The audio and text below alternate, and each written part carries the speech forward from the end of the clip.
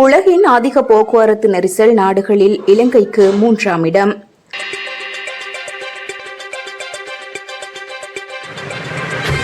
உலகின் அதிக போக்குவரத்து நெரிசல் கொண்ட நாடுகளின் பட்டியலில் இலங்கை 3வது இடத்தை பிடித்துள்ளது.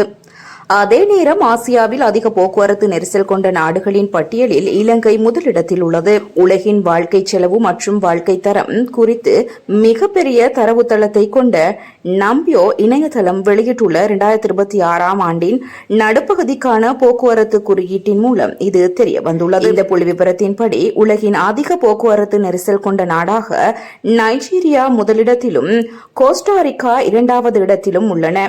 எஸ்தோனியா மிக குறைந்த போக்குவரத்து நெரிசல் கொண்ட நாடாக கருதப்படுகின்றது. ஆஸ்திரியா மற்றும் பின்லாந்து போன்ற நாடுகளும் குறைந்த நெரிசல் கொண்ட நாடுகளின் பட்டியலில் உள்ளன.